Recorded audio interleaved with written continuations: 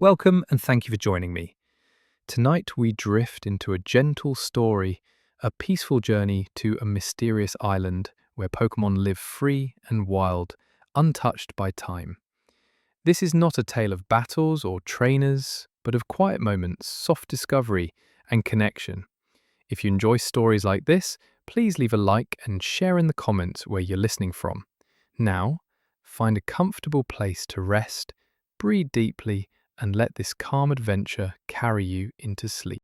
The sky had been peaceful just hours before, soft and blue, dotted with wandering clouds, but by late afternoon a storm rolled in without warning, sweeping across the sea with a silent kind of urgency.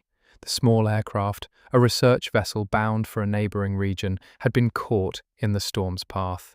Wind howled, rain beat against the fuselage, instruments blinked and flickered in protest. And then, in a moment both swift and surreal, the engine gave out. There was no panic, only instinct. The pilot, a gentle soul named Elian, guided the plane as best he could, hands steady even as the world tilted and dropped. Below, waves churned and swelled, but just beyond them, a strip of green peeked through the mist. An island, remote, unknown. When Elian awoke, the storm had passed. The sea, calm now, lapped gently at the sand. The crash hadn't been violent, more of a slide into the shoreline, softened by the trees beyond. The aircraft lay tilted, half embraced by a dune and tangled vines. Dazed but unharmed, Elian stepped out into the warm, damp air. The beach stretched quietly in both directions, framed by dense forest. Birds chirped overhead, and the breeze carried the scent of moss and salt. A sense of stillness hung in the air, not empty, but expectant, as if the island itself were holding its breath. Elian took stock. Supplies from the plane were mostly intact. A satchel with maps, a flask of water, a journal. No distress signal could be sent from here, not without repairing the communication system. That could wait. For now, the island offered its calm, and he accepted. As he moved farther from the crash site, signs of life emerged, not just birds or insects, but something different, strange footprints in the sand, round and soft, gentle rustling in the underbrush without wind, a quiet chirrup that didn't match any bird Elian had heard before. It wasn't long before he saw them, two small creatures peeking from behind a rock, one with a bulb on its back, green and curious, the other with a flame at the tip of its tail, its gaze calm and unwavering. Pokemon. Real, living Pokemon. Elian knelt slowly, heart warm with wonder. He had studied Pokemon in books and through brief encounters, but never like this. Never wild and free, in their own untouched world. The two didn't flee, they simply watched, as if deciding whether he belonged. And in that moment, the island seemed to whisper its welcome, not in words, but in the way the breeze softened, in the soft rustle of leaves, in the shared breath between man and mystery. Here, on this forgotten island, a new story had begun. The island's morning arrived slowly, wrapped in a soft, golden haze. The sun filtered through the treetops, casting shifting patterns over the sand and sea. Elian had slept just beside the plane, curled beneath a tarp with a small campfire flickering until dawn. He awoke to the gentle chorus of forest sounds. Calls, chirps, and something like humming that felt more curious than wild. He rose with care, stretching his arms and brushing sand from his sleeves. Before the plane, the two Pokemon from yesterday were there again, just a few paces away, sitting as if they'd never left. The one with the bulb on its back yawned, while the small, flame-tailed one scratched a patch of sand and flicked its tail, the flame bright but gentle. Elian offered them water from his flask. They didn't come closer, but they didn't flee. Trust, he thought, would come slowly, if it came at all. He explored the beach first. The tide had retreated, leaving seashells, polished stones, and strange little footprints in its wake. Elian noted the prints in his journal, some clawed, some padded, others barely visible. He followed them to the tree line where the forest began, thick and fragrant with flowering vines and trees with fruit he didn't recognize. A rustling to his left brought him to a stop. From behind a fern, a blue, watery creature peeked out. Its ears were long and drooped slightly, and its eyes glimmered with mischief. A whooper. It gave a short, cheerful chirp and waddled forward, only to stop a few feet away and tilt its head. Elian laughed softly and lowered himself to one knee. "You're not shy, are you?" he said quietly. The whooper blinked, then turned and waddled back into the trees. The brief meeting left Elian smiling. This place, this hidden island, was not only home to Pokémon, but to Pokémon unafraid of human presence. That felt like a gift, or a mystery, or both. By mid-morning, Elian returned to the camp, having gathered fruit and leaves that looked familiar. As he prepared a simple meal, the flame-tailed Pokémon returned. Charmander, he now remembered from his studies, and it drew closer this time, sniffing the fire before curling up nearby, its tail flame flickering softly in the morning light. They ate in peace. Elian spoke in quiet tones, not expecting answers, but simply sharing space. "I don't know how long I'll be here," he said, "but if this is where I must stay, then I'll do my best to belong." The Bulbasaur watched from the edge of the clearing, eyes calm. The Charmander dozed. The whooper sang again from deep in the forest, and Elian, for the first time since the crash, felt no need to leave. Not yet. He looked around, to the trees, the water, the sky. This was more than survival, it was the beginning of something gentle and rare, a quiet harmony between worlds. The forest called to Elian like a low, steady rhythm, inviting but never urgent. After his simple breakfast, he gathered what he could carry: his journal, the nearly full water flask, a few dried fruits, and a sturdy branch to help navigate uneven ground. The Charmander followed at a short distance, its little flame blowing beneath the canopy's filtered light. Bulbasaur remained behind, watching the tree line, quiet and still. Stepping into the trees was like entering another world. The sound shifted from seabirds and waves to rustling leaves and distant calls. The forest was not dense in a threatening way, but alive, welcoming in its own quiet language. Vines draped lazily from thick branches, and shafts of golden light pierced through the green, touching the earth like warm brush strokes. Elian walked slowly, pausing often to observe. A pair of Pidgey fluttered from a nearby branch, their wings a soft blur. Deeper in the woods, the ground became springy with moss, and Elian knelt to press his hand against it. It was cool and damp, fragrant with life. Charmander, curious and careful, sniffed at the ferns and flicked its tail gently to one side to avoid setting the plants alight. Elian chuckled quietly. "You're careful," he said, smiling. "Thank you." Further in, they reached a stream. Its water was crystal clear, babbling softly over smooth stones. A few Magikarp darted through the shallow flow, and across the water a bellsprout stood frozen, then wobbled gently back into a patch of undergrowth. Elian took note in his journal. Forest edge stream, sighted bellsprout. Habitat seems untouched. He sat by the stream for some time, sketching the view, letting the forest settle around him. The breeze played gently with the leaves. Charmander drank from the stream and then settled on a sunny stone, soaking in warmth. For a moment, everything was still. Then, a soft rustle. From the bushes, a pair of eyes peeked out. Round, pink and wide, a small fluffy Pokémon stepped forward. A Jigglypuff. It blinked once at Elian, then hummed a single soft note before disappearing again. He didn't chase. He only smiled. As the sun moved overhead, Elian knew it was time to return. The forest had given him much, not just Pokémon sightings, but peace, a sense of belonging. The island was no longer a strange place. It was a companion in its own way, breathing with him, responding in small ways to his gentleness. Charmander walked beside him as they returned to the shore, no longer trailing but matching his steps. And when the trees parted and the blue sky stretched wide once again, Elian felt something he hadn't expected to feel here. Home. The days were beginning to find their own rhythm. Morning light gently touched the sand, and Elian rose with it, stretching beside the tilted wreckage of the plane, where he'd strung a tarp and hung supplies to dry. But even as the makeshift camp served its purpose, he knew it was time to create something more fitting, something that felt less temporary. A shelter not to escape the wild, but to become a quiet part of it. He scattered a small clearing not far from the forest's edge, where the trees offered natural shade and a breeze carried the scent of fruit and damp bark.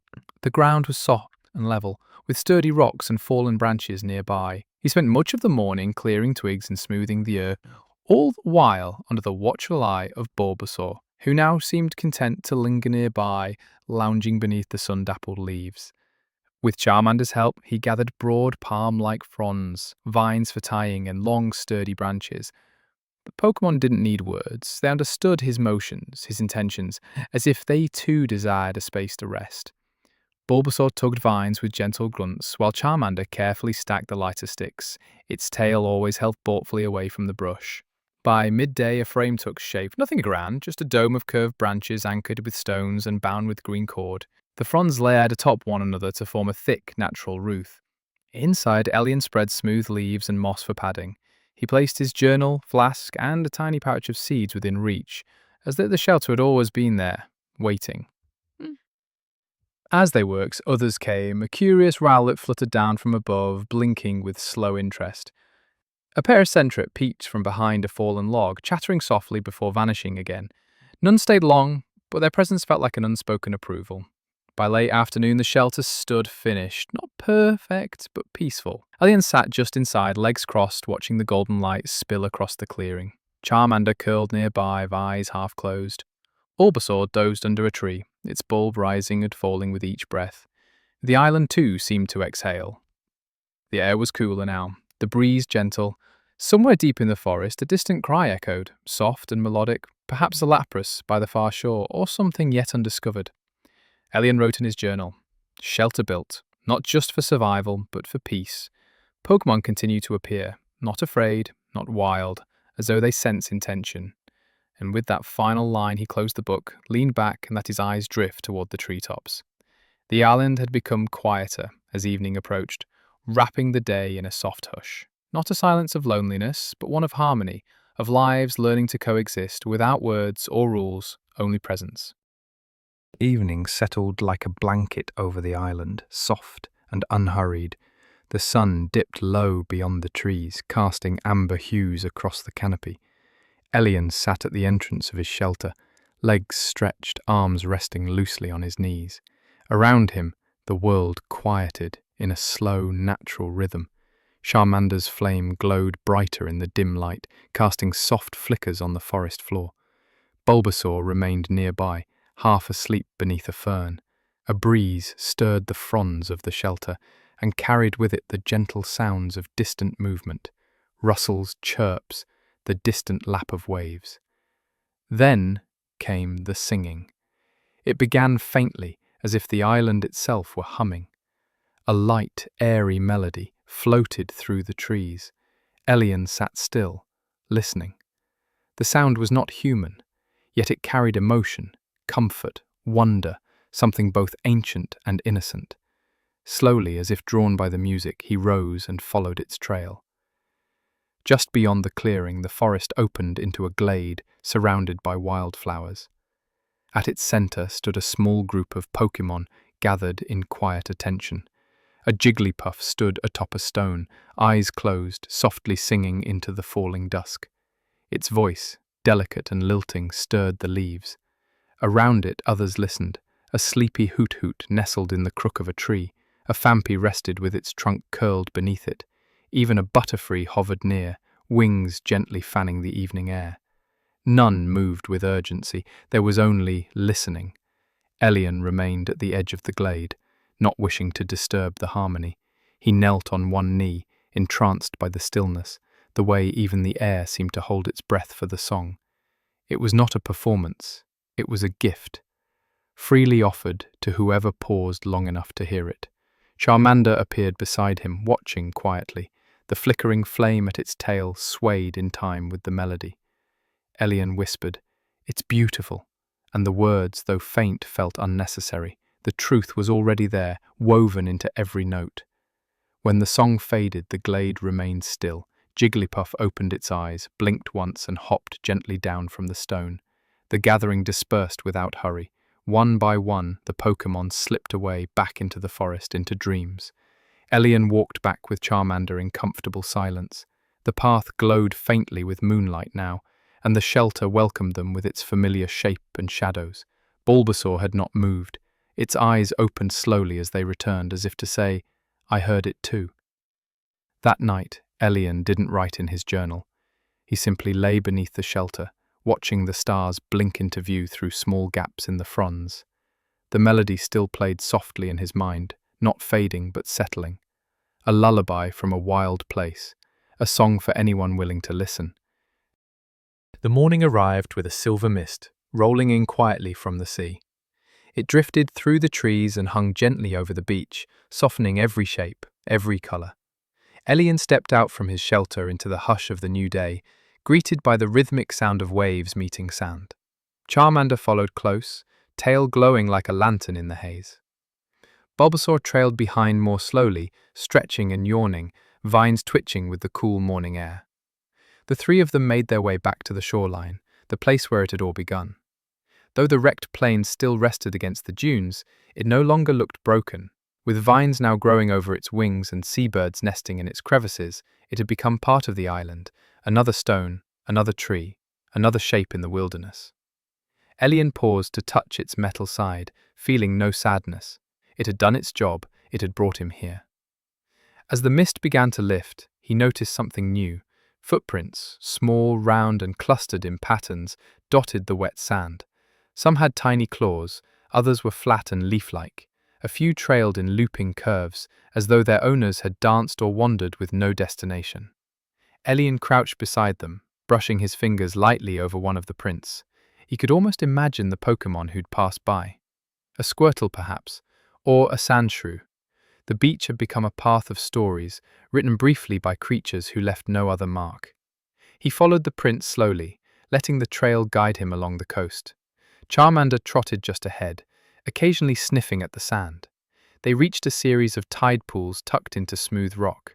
Tiny crabbies scuttled beneath the surface, and a pink balloon-like Pokémon floated lazily in the water, a Munna, half asleep and swaying with the tide. Elian sat on a warm stone, taking in the moment. The sky had cleared now, soft blue stretched from horizon to treetops. A Wingull glided overhead, a pair of Lotad paddled gently through the shallows, their lily-pad backs bobbing like little boats. Everything was slow, peaceful. The island moved to a rhythm that asked nothing of him but stillness. He took out his journal and sketched the prints, the pools, the curve of the beach. "Each footprint is a quiet visitor," he wrote, "each trail a gentle reminder that I am never truly alone here." When the tide began to rise, Elian and the Pokémon turned back toward the forest. The sun warmed their backs as they walked. Behind them, the sea began to wash the footprints away, not with loss, but with rhythm, as though making room for new ones to come. By now, the forest paths had become familiar. The gentle bends of earth, the spots where sunlight filtered through in golden beams, and the soft rustles that whispered of hidden watchers. Elian no longer felt like a visitor here. His steps made no hurry, his breath matched the rhythm of the trees. This morning, the forest was cool and damp with dew. Leaves glistened, and the air carried the faint scent of moss and flowering vines. Charmander led the way today, its tail flame flickering steadily in the dim light. Bulbasaur followed close, occasionally pausing to press its nose to the ground, curious about scents Elian could not detect. They were headed to the heart of the forest, a place Elian had glimpsed once from a high ledge, an open grove encircled by enormous trees, too distant to reach in a single morning. He didn't mind the journey. On this island, the path was always as meaningful as the destination. Along the way, they passed a sleepy gloom nestled at the base of a tree, emitting a sweet, strange aroma. A spinnerack dangled lazily from a high branch, its web glistening with droplets. The Pokémon paid them little mind. They seemed used to Elian now, perhaps even curious. As they walked, the air grew quieter, but not in a lonely way, more like the hush of a library or the stillness before a song begins. The forest deepened. Trees grew taller and older, their roots raised above the earth like sleeping limbs. Elian felt the history here, unspoken but present in every breath.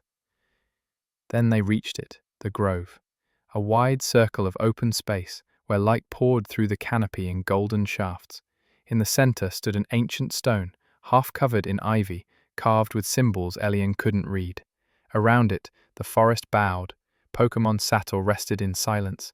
A Nuzleaf perched cross-legged on a root, an Oddish nestled in a patch of soft moss, and even a Clefairy, arms folded around its knees, blinking slowly at the sunlight. Elian stepped gently into the grove and sat down in the grass. He did not speak. There was no need. He let the peace of the space settle into him like warmth. Charmander curled up beside him, tail flame small and steady. Bulbasaur lay beneath a fern, eyes closing in rest. He stayed for a long time, listening, breathing, feeling the quiet community around him.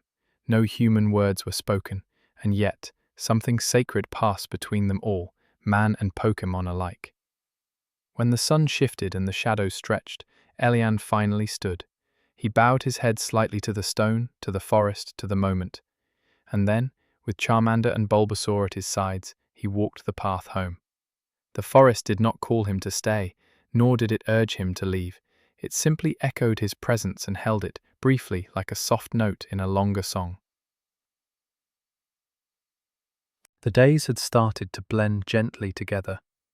There were no clocks on the island, no alarms to sound. Time passed like drifting clouds, present but never rushed. Elian had begun to feel the subtle rhythms of the land. He knew when the tide would turn. He recognized the stillness before dusk. He understood the sleepy hush that came over the forest before rain. One morning, after a breakfast of foraged fruit and cool spring water, he wandered with no clear destination. Charmander and Bulbasaur followed without question, as they always did now, never leashed, never commanded, just walking beside him like friends who had always known one another. They came to a small, sunlit clearing Elian hadn't noticed before. The space was framed by flowering shrubs and tall grass that swayed gently in the breeze.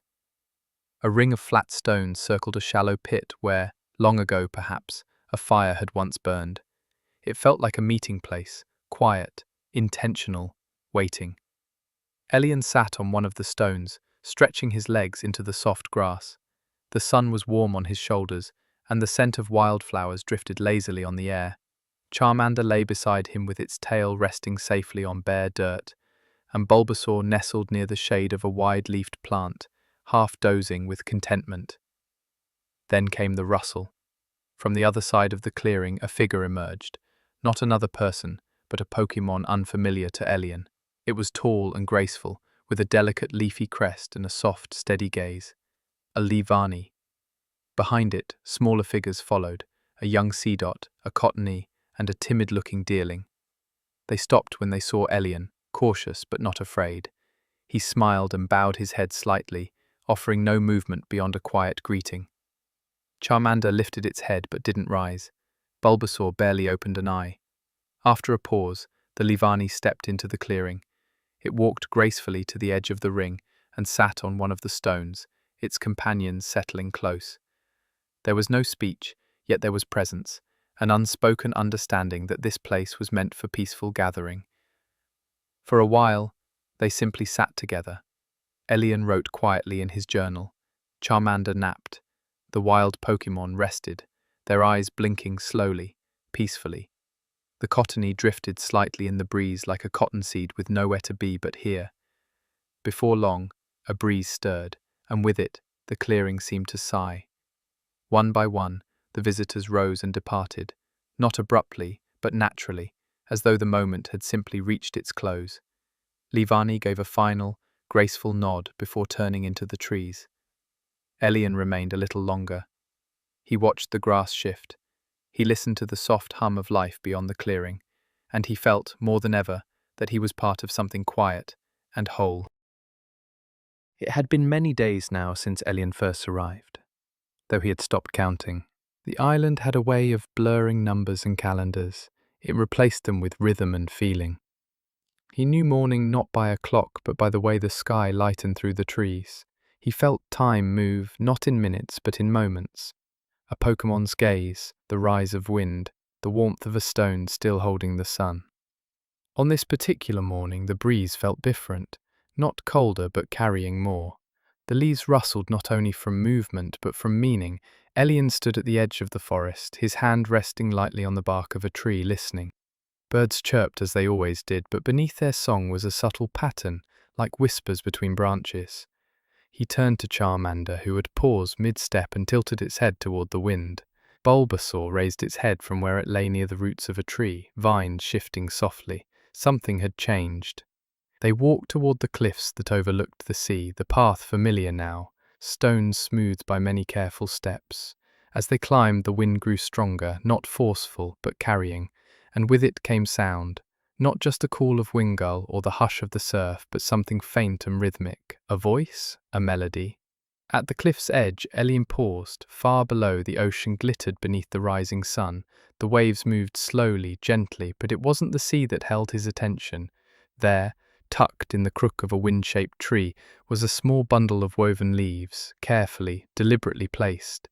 Elian approached, heart quiet, and found inside the bundle a single feather, bright blue and silver, smooth to the touch. A sign, a message. He didn't know what kind of Pokemon had left it, perhaps a Noctowl, perhaps something rarer, but he felt the meaning. You are seen, you are safe here. He held the feather gently, then tucked it into his journal. It would not be forgotten.